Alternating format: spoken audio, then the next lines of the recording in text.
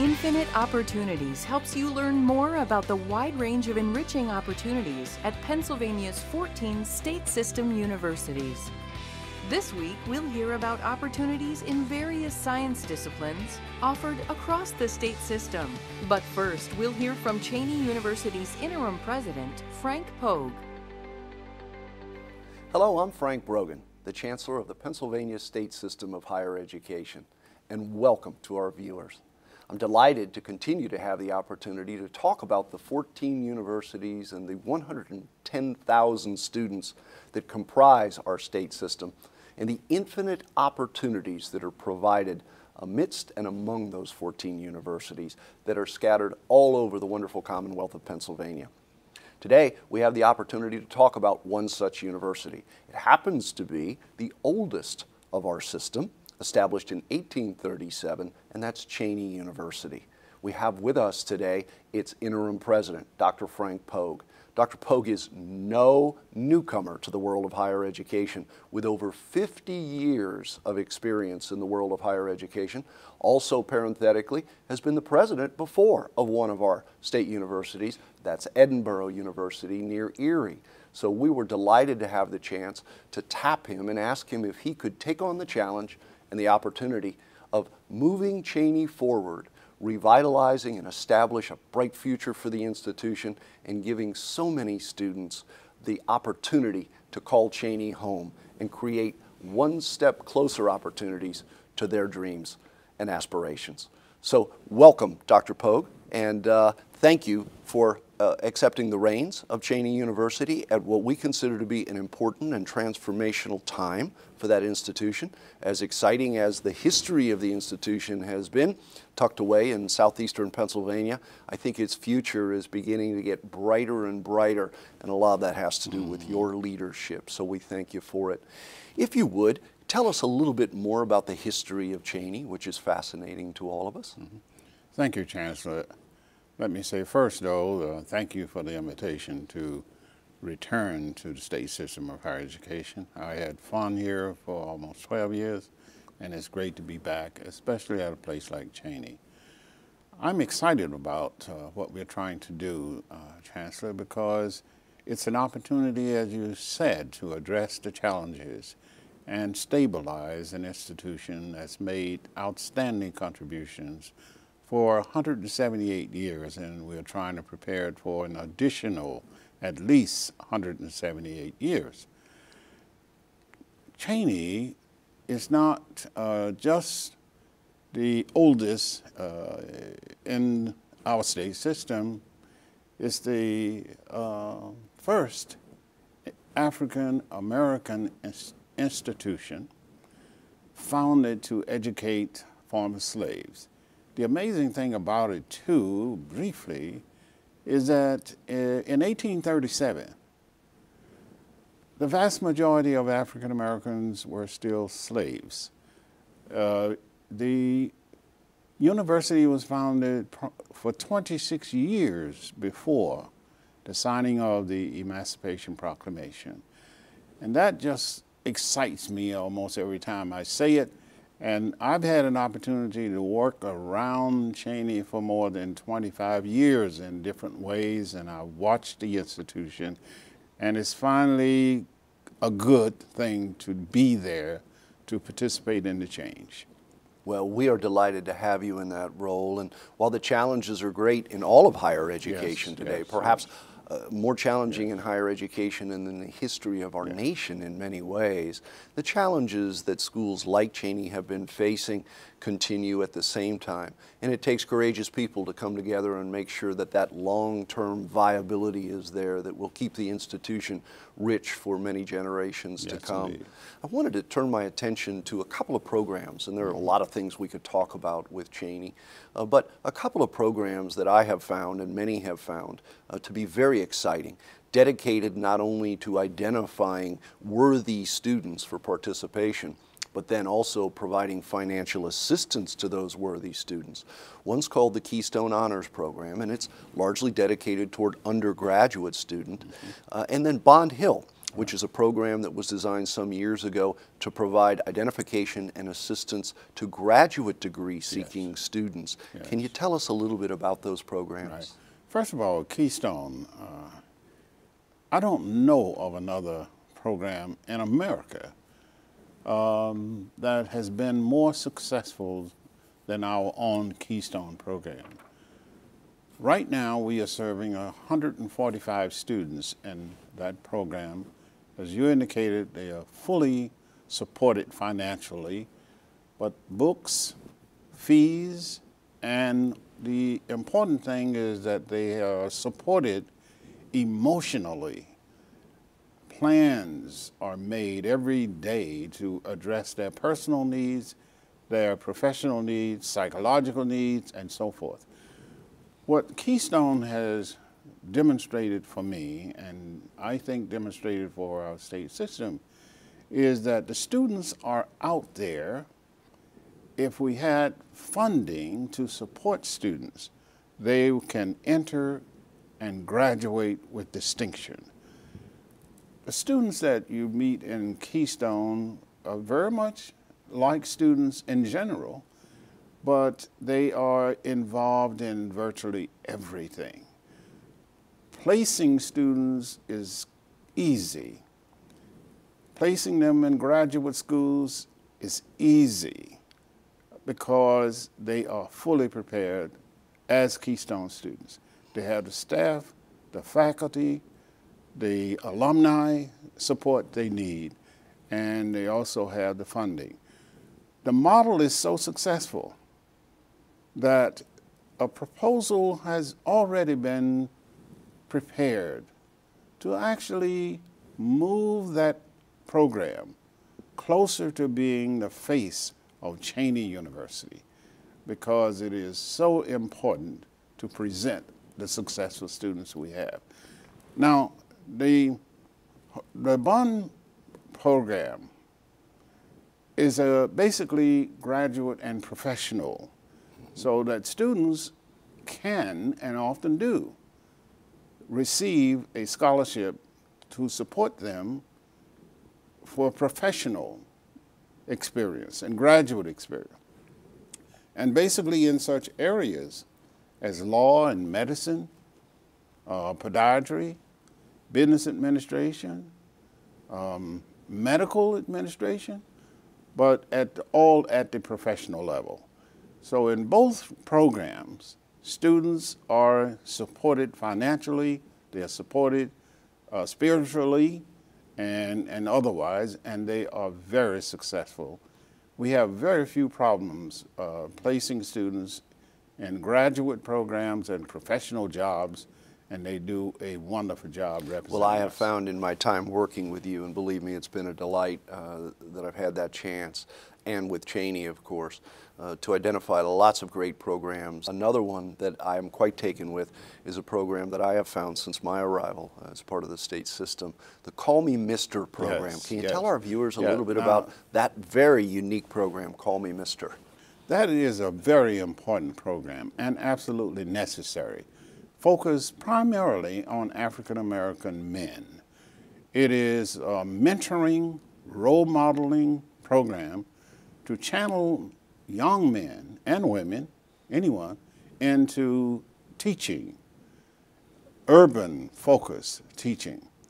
But the important thing is the focus on leadership and teaching leadership, role modeling, demonstrating to others that you can become a successful teacher, you can be involved as a mentor, and that is what's happening in the mentoring operation. Fantastic.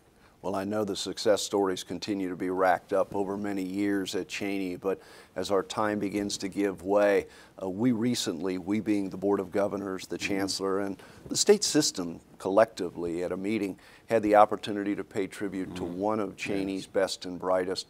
We provide every year an award called the Ali Zaidi Award, and it does go to one student out of 110,000, dubbed to be, if you will, the best and brightest, as an example of how many wonderful and talented students that we have in our system every year. This year's recipient was a student at Cheyney, and she is our current Alizade Award winner. Tell us a little bit about her. Well, I'll tell you what, I could talk all day about Miss Kinsley. Miss Kinsley right now is, as you can imagine, in graduate school. And I tell you, when I accompanied her to the state system office and presented her to the board as the very first recipient from Cheyney of the Alizade Award, it was astoundingly appreciated by everybody.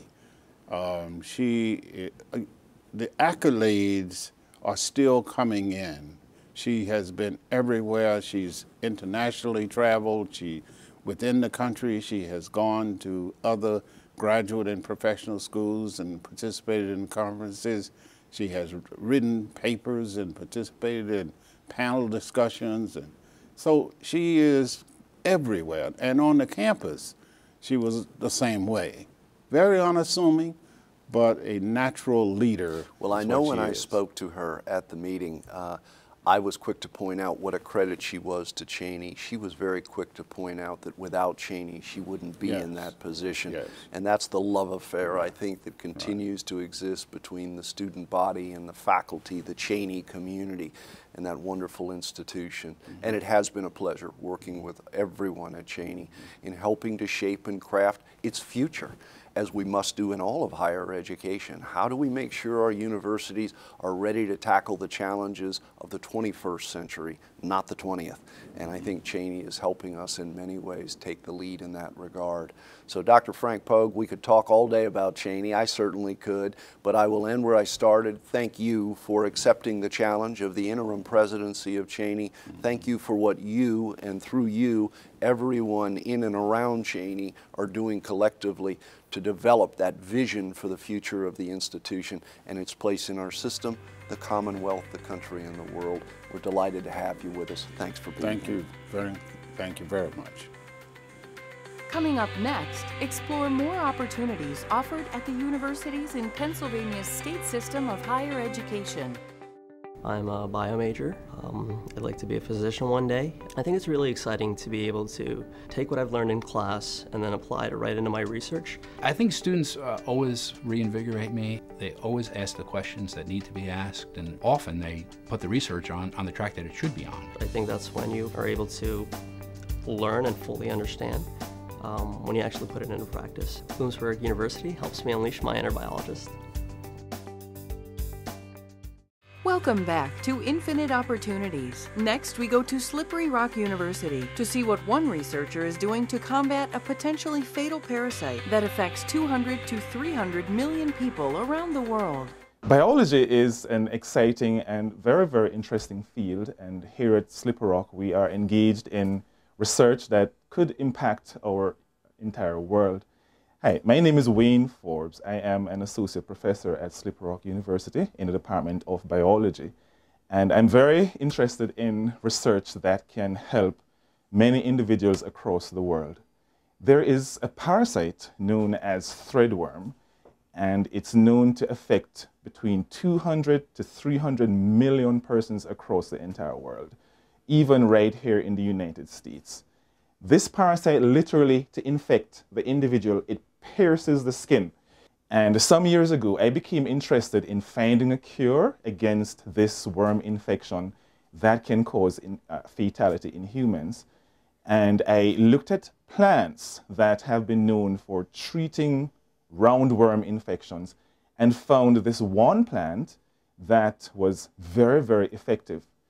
Now, the compound, the active compound in this plant was identified, it was isolated, and it was tested in test tube against the parasite threadworm. And it was found to be very, very effective. And since being at Slippery Rock, I have gone ahead and tested the compound not only against threadworm, but also against other kinds of roundworms And so far, I have gotten some very, very interesting results. So this is all very exciting. Now, in addition to having an effect against roundworms, this plant compound called eryngial also shows activity against different bacterial strains. It is also active against different fungi. And as a result, we suspect that this is a potential broad spectrum drug. So very, very exciting, I think, groundbreaking work that we're embarking on. As a result of the research that has been conducted in this lab, the university has obtained 2 US patents. So there is much potential for this plant compound. And my next move is to look at how this plant compound would literally be able to kill the worms if it were to be placed in some kind of animal model. So far, I have been looking at it in the test tube, but now I want to move to the next step of observing how effective it will be in animal models. So that's my next primary goal, and I'm hoping to embark on this in the very near future. Coming up next, explore more opportunities offered at the universities in Pennsylvania's state system of higher education. We are the link that will invigorate a community of partnerships that will make a significant difference to our local community, the region, and even the nation. I am John Anderson, president of Millersville University. We are making things happen here for our students, for our graduates, for the world. Join us.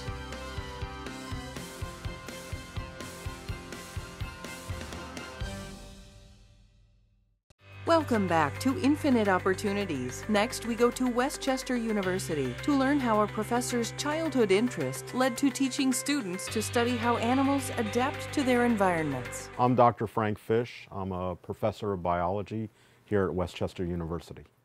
My educational background, I went to a school called SUNY Oswego, which is in upstate New York, sort of like Westchester.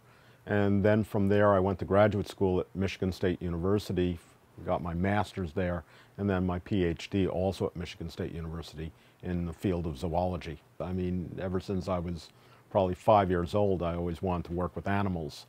And it was only later that I sort of started getting into the field. When I attended college, a professor gave a seminar in one of my freshman classes.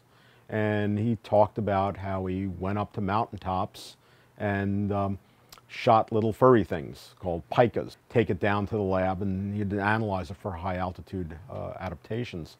And what I thought was really great was that you get to go out in a beautiful place like Colorado on mountaintops, and then when the weather's icky and nasty, you get to go into the laboratory and work there. And I found out that this was a field called ecological physiology. And so I became very interested in that. And then a new person came on board who did what's called functional morphology. And there you try and tie the ecology of the organism into the way that it actually works and how it's sort of put together. So in the case of dolphins, for instance, we have these animals that are highly streamlined because they have to move through water and they have to do it quickly. However, they're mammals, and so unlike fish, they have to come to the surface to breathe. So how do they do that? Well, they structure the body so that they only have to come up a small way out of the water to get their blowhole up, which is essentially their nostrils. So all of these things are tied to the energy and the hydrodynamics of the animal. Currently, I'm on a grant from the Office of Naval Research.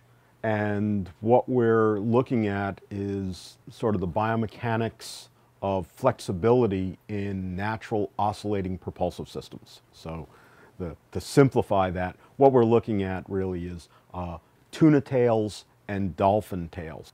And so we'd like to understand what the meaning of that flexibility is. There's also the possibility that that increased flexibility can actually enhance the performance of human-made propellers. And so we're interested to see, can the efficiency be increased if you add in some flexibility? When we go out and work with these animals, some things we can do here at Westchester. So if we can get small rays, we'll have students working with them. When it comes to working with dolphins, that we can't do here. One place we go to is the National Aquarium in Baltimore.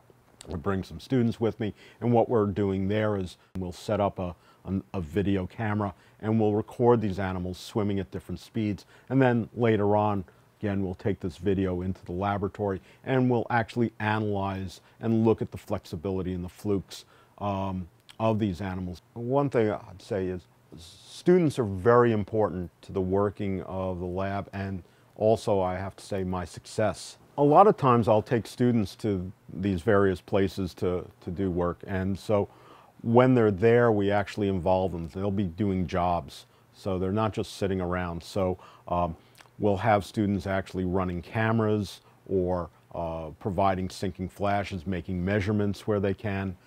Sometimes they get up a little too close and they get splashed with water, but they sort of love that. In the laboratory, they'll spend a lot of the time, once they're trained, in doing the analysis. And then we even try and get them to write it up for publication, which if they've actually taken the lead on that and they've written up everything, they actually become first author on a publication in a scientific journal. Students are also important to me in the classroom because I get energized by the student responses. What we try and do is to break things up, have various gags that I'll do. So we'll bring animals into the classrooms, have a live alligator, and I'll bring that in when I talk about reptiles. We'll also do some things where we get some karate boards to demonstrate muscle function, and I'll go through a stack of boards with one swipe of my hand just to demonstrate that you can build up enough power. That sort of gets the students' attention.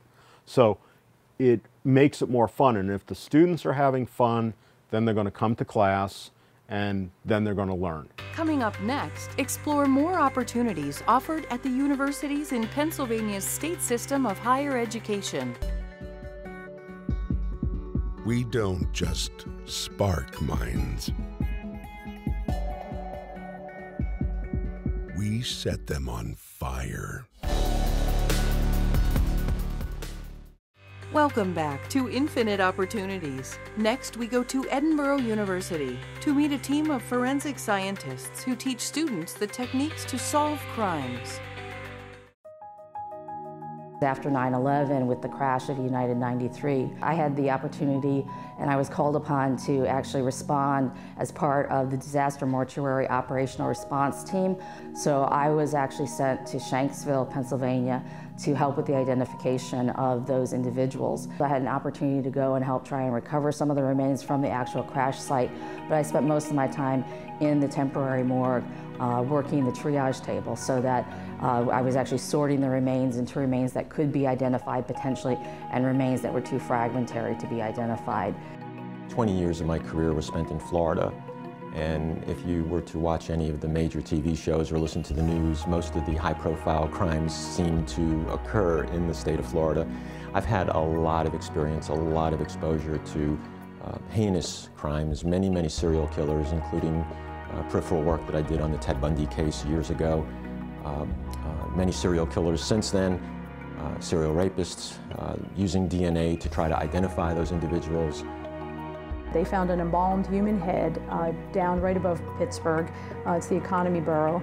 And the issue there was the person was perfectly recognizable, although unpresentable for essentially television and to show around. And so what they needed was a presentable version of her. And so I made a drawing immediately. As soon as they found the head, within 24-hour turnaround time, I made a drawing for them that was widely disseminated. The Institute came about almost organically. It rose from a need. You know, a lot of us in various departments noticed that this could be a thing, this should be a thing. We just kept getting requests and we just didn't understand why it wasn't a thing already. We began the Institute with the goal in mind of making an interdisciplinary approach to the forensic sciences. We're trying to bring together the forensic resources of Edinboro University all into one location and really kind of foster interdisciplinary research and student engagement through the Institute. We developed a core of the three of us to consider and talk about the options of bringing in other students into these programs and creating a minor. Students who come from a whole variety of different backgrounds might not realize that there is a forensic application to things like psychology or engineering or even accounting. Bringing students in under the umbrella of forensic science, regardless of whatever it is that interests them, they will have exposure to a variety of forensic science applications, whether it's forensic psychology, forensic art, forensic anthropology, general forensic sciences, arson investigation, all kinds of areas that we cover. These are areas where the forensics world needs the skills, and if students have those interests, they could keep their major and add the minor, and then of course be better equipped to move forward. We also really want to engage students in research and offer them opportunities to work with faculty. We'll be looking for grants to support research, bring in students who have an interest in particular areas of research, and work with them as collaborative work. When we do real cases, when we have good relationships with medical and legal communities, real cases come from that, and they get to work on applied skills. So the benefits will just sort of rain down on the students just from the fact that we have already very good relations and we're doing a lot of real work. I think that Edinboro has a wealth of opportunities that we can bring to the local region, but we're maybe not as well known as some other places. And so by having the Institute, there will be one point of contact that they can make with us, and so we can make it known what Edinboro does have to bring to the forensic sciences here. We'll offer some specialized training programs as well, teaching specialty areas, blood detection, pouring of shoe track and tire track impressions and things like that, that new officers, new investigators need to be trained in, and be able to provide assistance to the media, to answer questions that they may have about cases that are ongoing, where they have a hard time finding someone who's willing to give some background information. And so the Institute will be a resource, a wonderful resource, I think, for both the students, the community in general, and for the law enforcement community. I think this program has a great deal of potential for growth. I think what personally I'd like to see is us respond to things. The way it happened, which was organically, is how it should also grow. The future of the Institute is something that I'm very excited about. I've always been very passionate about the forensic sciences. I've held that passion for 40 years. I'm really excited. I think that the Institute does have a lot to offer. I think we have a really good faculty to draw upon that do have a diversity of interests. It's nice to be in an interdisciplinary environment where people do work very collegially. We're very supportive of each other, and I think that it generates a lot of new and interesting ideas that I think it's almost really the sky's the limit. I think you'll see things that we couldn't even predict in the next 5 years will come out of the Institute. Come back next week to learn more of the infinite opportunities at the state system's 14 universities, or visit us online.